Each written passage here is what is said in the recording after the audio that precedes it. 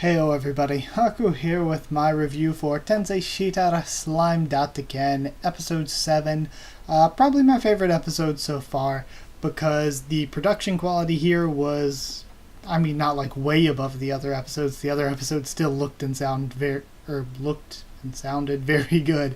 But yeah, either way, this one did have a bump up in production quality from the already good production quality. But we start off with a flashback, kind of continuing the flashback that we saw last week. So we have Koenig is this guy that shows up, I believe, and he's trying to kill Leon or defeat him at least, to take on the mantle of Demon Lord. So we can assume that means Leon is a Demon Lord. In order to kill somebody to get it, it makes me think that means there has to be some sort of set limit on how many there could be, or some sort of power that gets passed on by killing them, or else why would he need to kill somebody to become one? Unless he was just trying to impress people by killing him, and by getting sort of the rub and publicity from that, he could use that to claim himself Demon Lord. That's possible. But the OST with this scene is very, very good. I think it's the best one we've heard from this show so far. The girl says her name is Shizue, and because of misunderstanding that becomes Shizue. But we learn later on that she uses the name Shizue along with some surname. So it would seem that people do know her as Shizue somewhere, unless there's a chance that Shizue is the other girl with the different hairstyle that we've seen in the opening.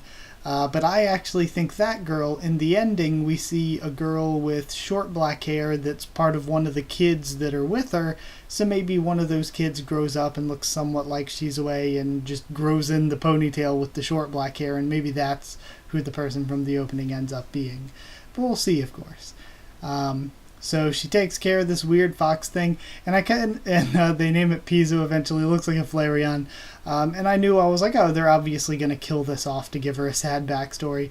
There's a girl, Purino, who lives in the castle, and the predictability of it being killed off, and also of me knowing when it started growling at the guy, I was like, oh, she's going to have to kill it to protect him because he summoned her or whatever. So it was really predictable, and in addition kind of edgy. And there's kind of a difference between dark and edgy, and I talk about it a lot in my reviews, but since I haven't said it in Tensei Shitara Slime Datteken, probably, I'll bring it up here. And I like dark series, and series that can do things like killing and bloody scenes and stuff like that, where it gets dark, but it isn't edgy because it has a reason. It's all story motivated. It's not crossing the line. It's not there just for shock value. It's like only there because they absolutely needed it to be there. And that's what makes it more, gritty and real in a way. And edgy is where it is kind of just for shock value, where the story could be the same kind of without it. And this teetered more towards edgy. It's not like Magical Girl Sight or like Goblin Slayer, but this teetered more toward edgy than dark. It's not as bad as either of those two examples, of course. But it was kind of the low point where instead of being sad or feeling sorry for Shizue, I just kind of rolled my eyes and was like, of course. The where it usually goes too far, where I usually set my measure for a series at, is whenever they're doing something edgy, I'm like, if they take the jump to something sexual, that is like the height of edge, where they're like, we can't write to make you emotionally invested in this character, so we're just gonna have bad things happen to them, and then they have to keep kind of stepping it up a little, and then there's always this, for bad series at least, there's always this jump to sexual stuff, because they're like, we can't write a series, so we just need the shock value. Magical Girl Sight did it, and that's when I shut off episode 1. I was like, this is so stupid. Like, I was already like, okay, this is really stupid. A lot of this stuff is edgy to the point it makes no sense. But then as soon as they started doing the sexual stuff, I was like, oh, because I saw it coming with that series. I was like, they're going to jump to the sexual stuff. And as soon as they did, I was like, this is so stupid. It's so cheesy and edgy. and Goblin Slayer episode 1 did the same exact thing, where it was already cheesy and edgy, and then it had to get even more cheesy and edgy, and then the guy comes in posing like he's some kind of superhero, and it was just so lame and cheesy. So that would be why I quit both of those series, but this was nowhere near that bad. This was just like, if that's a 8 or a 9 on the scale of cheesy edginess, this was like a 1 or a 2 on that scale.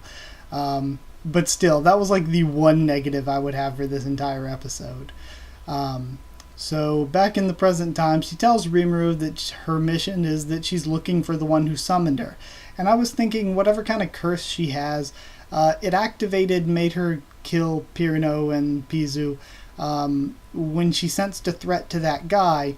But these random people seem to be no particular threat, so maybe it's because she's run away, or because she's so far from him, or because it's been so long in time. But for whatever reason, it's kind of like malfunctioning and having her go all flamey all the time. And it could have something to do with, like I said last week, it could have something to do with the fact that maybe her body's not a suitable enough vessel to hold Ifrit for that much time, and Ifrit's too powerful for her, and that's why maybe it keeps leaking out. And that seems like it could totally be what happened here.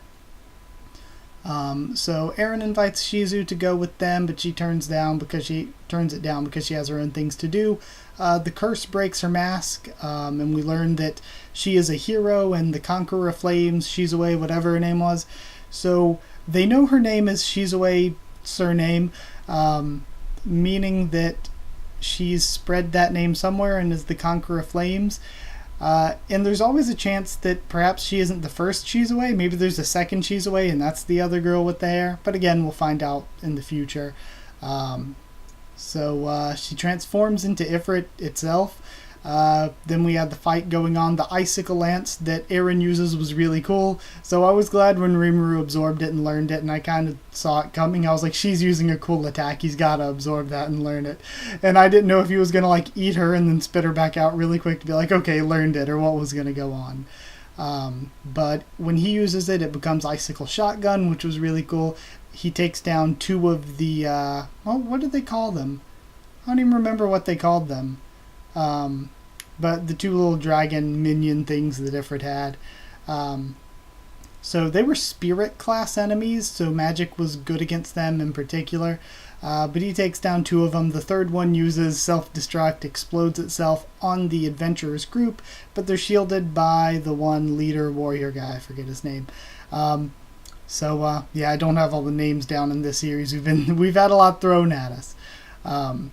So they're injured and Ranga gets them out of there, and that leaves it to an Ifrit and Rimuru 1v1. So I was really hyped about that, and it ended pretty quickly because Rimuru, of course, he was already sort of resistant to heat damage, and that translated here into nullifying fire damage. So yeah, he's just completely OP. One thing I laughed a lot at, is when the Great Sage sighed at him. It was so good. So then he eats him. He freaking eats Ifrit and leaves Ifrit with Veldora. I was so hyped, and then they hit me with the ending, and I was like, oh my god, no, it ends here. So yeah, this was the best episode so far, production quality. The only negative I would have is it was a little bit edgy at the beginning.